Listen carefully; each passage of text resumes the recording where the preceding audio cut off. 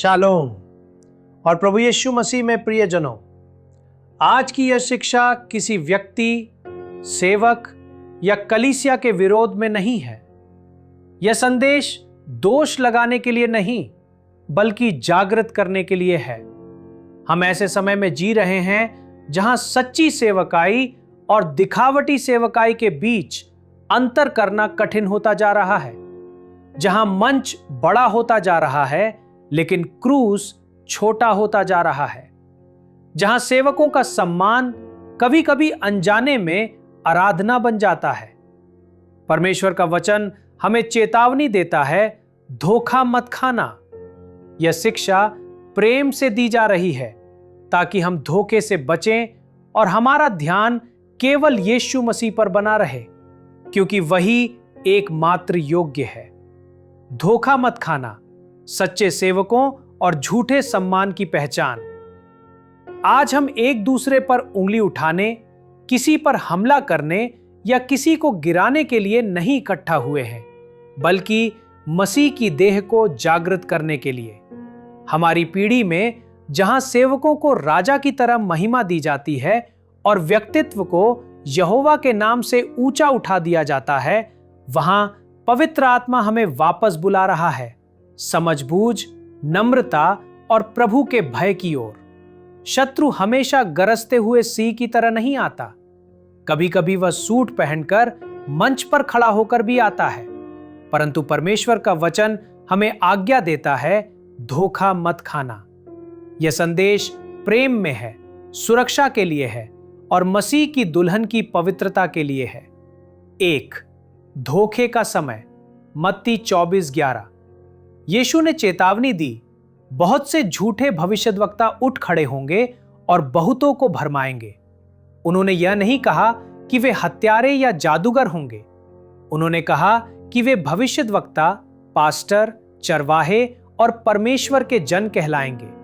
अंत के दिनों का धोखा हमेशा बुराई के रूप में नहीं आता, बल्कि अक्सर आता है देह, जो अभिषेक का रूप ले लेती है, मनोरंजन, जो भविष्यवाणी कहलाता है, और घमंड, जो सम्मान बन जाता है। 2. जड़ समस्या। झूठा सम्मान। कावोत शेखर। आध्यात्मिक अगुवों का सम्मान करना बाइबल के अनुसार है, परंतु जब सम्मान आराधना जैसा हो जाए, अत्यधिक हो जाए, दिखावटी बन जाए, राजसी रूप ले ले, पैसों के दबाव से जुड़ जाए और व्यक्ति केंद्रित हो जाए, तो वह झूठा सम्मान बन जाता है। जिस क्षण हम किसी मनुष्य के लिए परमेश्वर से अधिक तालियां बजाने लगते हैं, जिस क्षण किसी सेवक को राजा जैसा व्यवहार मिलता है, जिस क्षण जन्मदिन समारोह ताजपोशी जैसा दिखने लगे, हम एक खतरनाक रेखा पार कर चुके होते हैं। 3. जब सम्मान मूर्ति पूजा बन जाता है। पौलुस ने कुरिन्थियों को डांटा। कोई कहता है, मैं पौलुस का हूं, कोई मैं अपुल्लोस का, क्या तुम सांसारिक नहीं हो? 1 कुरिन्थियों 3:4। जब विश्वासी कहना शुरू करते हैं, मेरे भविष्यद्वक्ता, मेरे पिता, मेरे गुरु, मेरे प्रेरित और मेरे प्रभु और मेरे परमेश्वर कहना कम हो जाता है, तो हम परमेश्वर की जगह मनुष्य को बैठा देते हैं।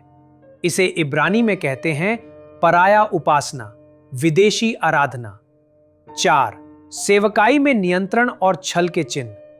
एक सेवक खतरनाक तब हो जाता है जब वह गुप्त स्थान से ज्यादा मंच से प्रेम करे, सम्मान ले पर उसे परमेश्वर को वापस न दे, सुधार स्वीकार न करे, ऐसे लोगों से घिरा हो जो प्रश्न न करे, सुरक्षा गार्ड, एस्कॉर्ट और स्वर्ण सिंहासन, चाहे अपने लिए भविष्यवाणी गीत स्वीकार करे, आशीष के बदले भेंट मांगे, चमत्कारों को चढ़ावे से जोड़े, डर के द्वारा नियंत्रण रखे, नाटकीय चंगाई और छुटकारे दिखाए। यह मसीह की आत्मा नहीं है, यह घमंड की आत्मा है, वही पाप जिसने शैतान को गिराया। 5. मसीह की नम्रता। हमारा मापदंड। यीशु ने कभी सम्मान की मांग नहीं की। उन्होंने अपना जन्मदिन नहीं मनवाया। उन्होंने लोगों को उन्हें राजा की तरह व्यवहार करने नहीं दिया। उन्होंने पैर धोए, रोटी तोड़ी, पापियों के साथ बैठा, टूटे हुए लोगों को छुआ। जब लोग राजा बनाना चाहते थे, छिप गए और कहा, मैं अपनी महिमा नहीं ढूंढता। सच्ची सेवकाई में पवित्र नम्रता होती है। 6. धोखे से कैसे बचें? हर आत्मा को परखो। 1 यूहन्ना 4:1। हर अभिषेक परमेश्वर से नहीं होता। फल को देखो। मत्ती 7:16।